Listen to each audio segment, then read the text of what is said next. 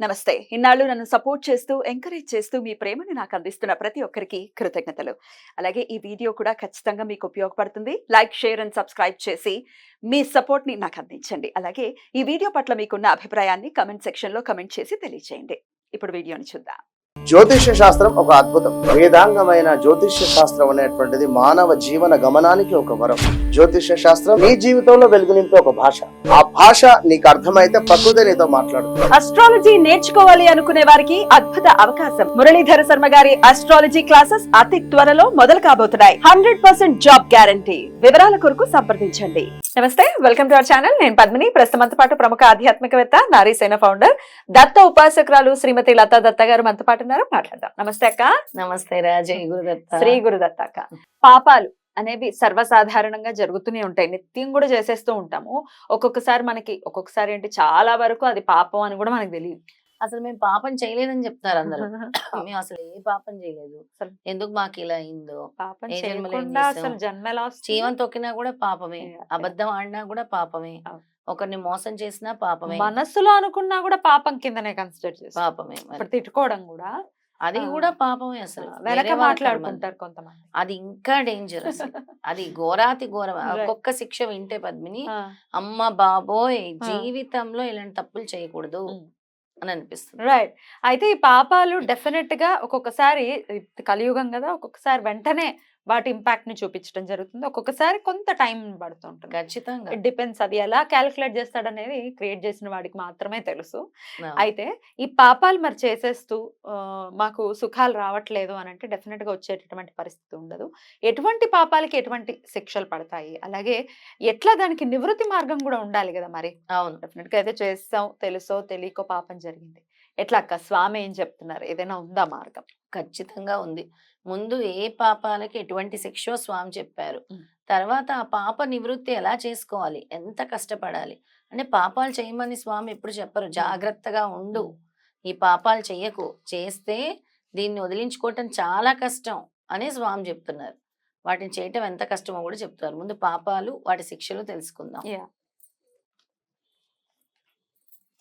గురు చరిత్రలో ఉన్నటువంటి విషయాన్నే చెప్తారు. శ్రీ గురుడే చెప్తున్నారు. శ్రీ గురుడు ఆ చండాలుడితో చెప్తున్నారు.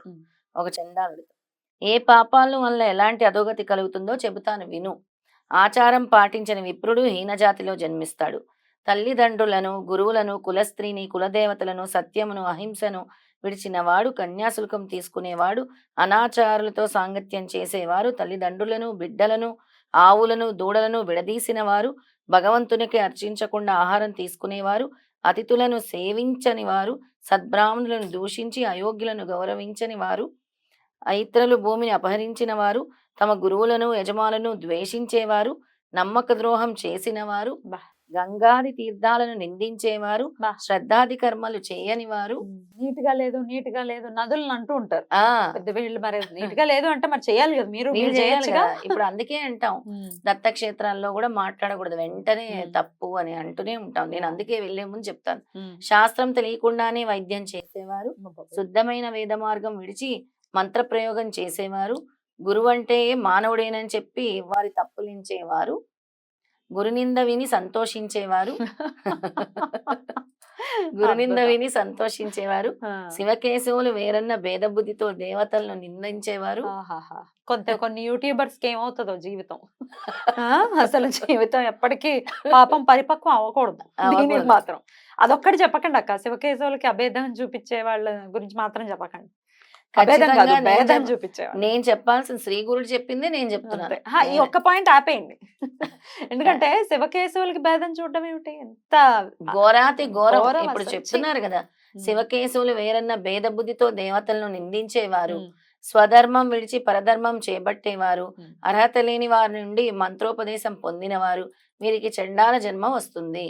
గురువును, కుటుంబాన్ని విడిచిన వారికి ఘోరమైన వ్యాధులు వస్తాయి. ఇతరుల రహస్యాలను, పాపాలను బయటపెట్టి చాటిన వారికి గాసిపింగ్. ఇతరుల రహస్యాలు, రహస్యాలు. పాపాలను అంతే. బయటపెట్టి చాటిన వారికి జన్మాంతరంలో గుండె జబ్బు వస్తుంది. అలాగే గర్భస్రావం చేయించుకున్న స్త్రీ మరుజన్మలో గొడ్రాలవుతుంది. లేకుంటే ఆమెకి పుట్టిన బిడ్డలందరూ చనిపోతూ ఉంటారు. ధర్మశాస్త్రము పురాణము వినని వారికి గుడ్డితనము చెవుడు వస్తాయి. పతితులతో స్నేహం చేసిన స్త్రీ గాడిదగాను. గాడిదిగా పుడుతుంది. గాడిదగా. బ్రహ్మహత్య వలన క్షయరోగము. ధర్మ విరుద్ధమైన రతి వలన కుష్ఠిరోగము. నమ్మక ద్రోహం వలన అన్నద్వేషము అజీర్ణము కలుగుతాయి.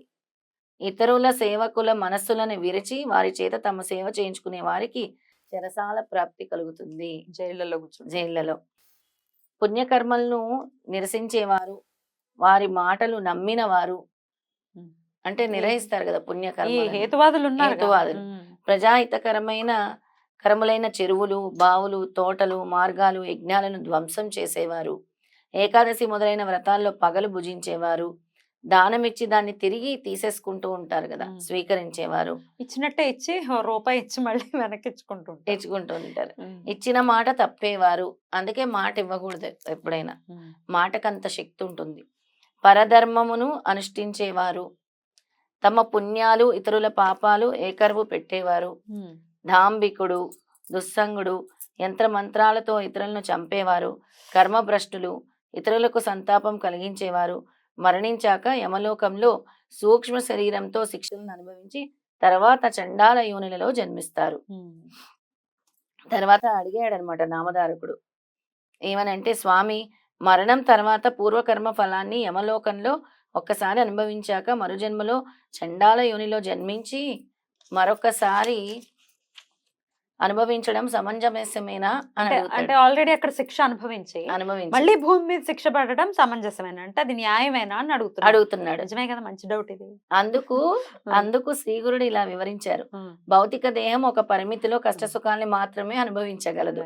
అందుకే దాన్ని మరణావధి శరీరము లేక పతనావధి శరీరం అంటారు. దీనితో అనుభవించ వీలులేని అపారమైన కర్మఫలాన్ని పరలోకంలో సూక్ష్మమైన యాతనా శరీరంతో జీవుడు అనుభవిస్తాడు. భౌతిక శరీరంతో అనుభవించవలసిన వాటిని మరలా జన్మలో అనుభవిస్తాడు. అది అయితే ఏ పాపాల వలన ఏ జన్మలు వస్తాయో ఉదాహరించండి అని అడిగాడు. ఏమి చేస్తే చండాల జన్మ కలుగుతుందో కొంత చెప్తాను. క్రోధము, శూద్ర స్త్రీల పట్ల కామశక్తి, ఎద్దునెక్కుట, అల్లం ఆకులు మొదలైన రసవస్తువులను వేదాలను అమ్ముట, అలాగే భగవతార్పితంగాని ఆవు పాలు త్రాగుట, నిషిద్ధానము, దుర్మార్గుల నుండి దానము స్వీకరించటము, ఇతరుల జీవనాధారాన్ని అపహరించడము, సంధ్యాకాలంలో నిద్రించటము, బ్రాహ్మణికుడైన మరుజన్మలో చండాల జన్మ కలిగిస్తాయి. యమలోకంలో అనుభవించే శిక్షలు 8,40,00,000 ఉంటాయి. వీటిలో ప్రధానమైనవి 21. పాపి మరణించగానే యమభటులు వాడి ప్రాణాలను యాతనా శరీరంలో బంధించి అడుగుబెట్టి వీలు లేని భయంకర మార్గంలో తీసుకెళ్తారు. వాడు ఆకలి దప్పికల వలన నడవలేక నడుస్తుంటే యమభటులు వాడిని భయపెడతారు. వాడు మూర్చపోతే వాడిని లేపి చీము నెత్తురు ప్రవహించే వైతరణి నదిలో ముంచుతూ లాక్కుపోతారు. భయం వేస్తుంది అక్క. మీరేం భయపెట్టడానికి వచ్చారు ఈరోజు?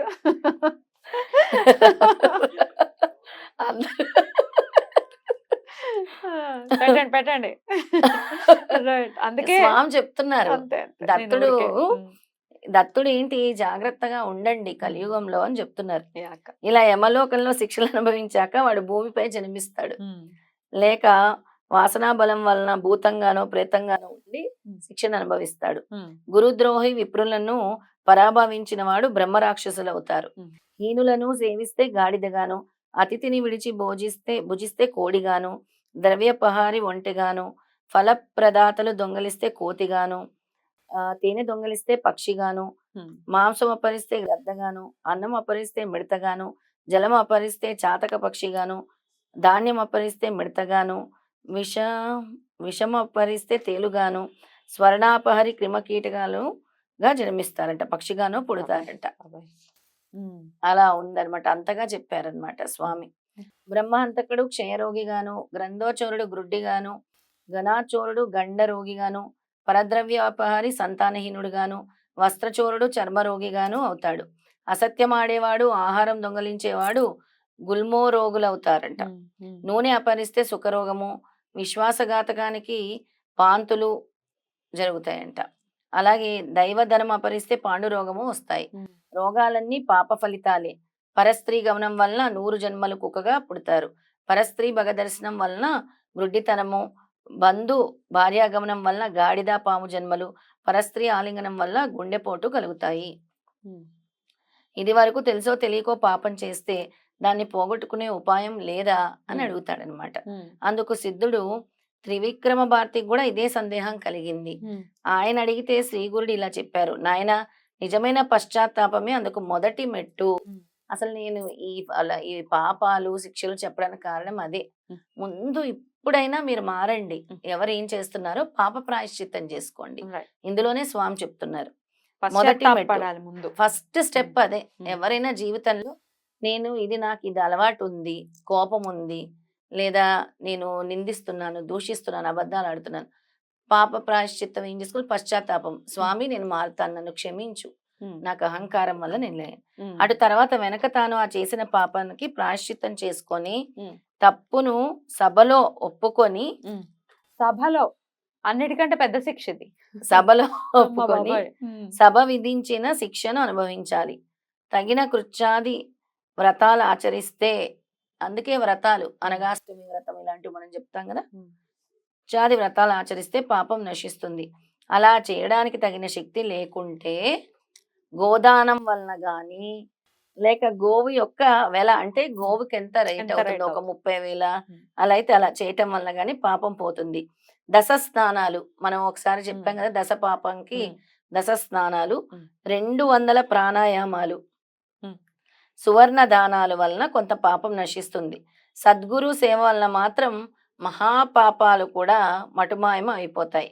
అంతటి సాధన ఇంకొకటి లేదు అని స్వామి చెప్పారు. తర్వాత ఇంకొక ఉపాయం కూడా చెప్పారు పద్మిని.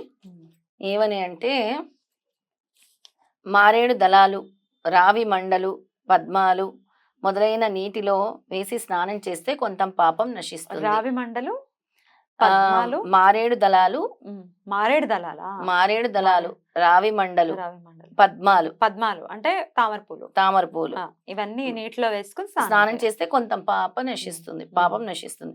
గంగా స్నానము, రామేశ్వరంలో సముద్ర స్నానం. మన యాత్ర కూడా ఉండబోతోంది, అందుకే యాత్ర రామేశ్వరం, మరి అందుకే పెట్టించారేమో స్వామి, ఏ పాపాత్ములందరినీ తీసుకెళ్లి సముద్ర స్నానం చేపించు అని. అంటే మనకు తెలియదు స్వామి ఎలా అనుకుంటారు పద్మిని, మనం అనుకోవట్లేదు. స్వామి పుణ్యక్షేత్రంలో అనుష్ఠానం వలన కూడా పాపాలు నశిస్తాయి. 1,00,000 గాయత్రి జపము వలన మద్యపాన దోషము పోతుంది. 1,00,000 గాయత్రి వలన బ్రహ్మహత్య పాతకము పోతుంది. 7,00,000 జపం వలన స్వర్ణం దొంగలించిన పాపం పోతాయి. సర్వపాప నాశనానికి పవనమాన సూక్తము, ఇంద్రమిత్రము అను 2 సూక్తాలతోనూ చేసుకోవాలనంట. అలాగే ఏం చెప్పారంటే 1,00,000 గాయత్రి కూడా చేయమన్నారు. 1,00,000 గాయత్రి చేస్తే మొత్తం సర్వ పాపాలు కూడా హరిస్తాయి అని చెప్పారు. ఇవన్నీ చేసినా కూడా భగవంతునిపై భక్తి లేకుండా ఎన్ని ప్రాయశ్చిత్తాలు చేసుకున్నా కూడా పాప విముక్తి కలగదు అని స్వామి ఒక్క నుంచి చెప్పారు. చాలా స్పష్టంగా ఒక్క నుంచి. అమ్మ బాబోయ్, ఒక్కసారి ఒళ్ళు జల్జరిస్తుంది. ఏం పాపాలు చేసామో, ఇప్పుడేం చేస్తున్నామో. వాచా దోషం ఎప్పటికప్పుడు జరుగుతూనే ఉంటుంది. గాసిప్స్ కూడా ఉన్నాయి ఇందులో, ఆల్రెడీ స్వామే చెప్పేశారు. ఒకరికి తెలియకుండా మాట్లాడుకోవడం, దానికోసమే వాయు యజ్ఞం అని చెప్పారు పద్మిని. అది కూడా నాకు ఈ మధ్య స్వామి బాగా చెప్తున్నారు. వాయు యజ్ఞం ఏంటంటే, మనం మాట్లాడే వాక్కు దోషాలు, ఒకరిని ఇబ్బంది పెట్టేకరంగా, మనకు తెలుసో తెలియకో ప్రతి ఒక్కసారి జరిగిపోట్లో కూడా అలాంటివన్నీ, అలాంటి వాక్కు దోషాల వల్ల పంచభూతాలు కూడా కలుషితం అయిపోయి. ఈ వాయు యజ్ఞం ఎలా జరుగుతుంది అంటే, నువ్వు చేసే నామజపం వల్ల నీ ఓరా అంటే నువ్వు ఎక్కడైతే నామజపం చేస్తున్నావు, నీ ఇల్లు అవ్వచ్చు, నీ చుట్టుపక్కల కాలనీ అవ్వచ్చు కూడా, అక్కడ ఉండే వాయు పరిశుద్ధం అవుతుంది.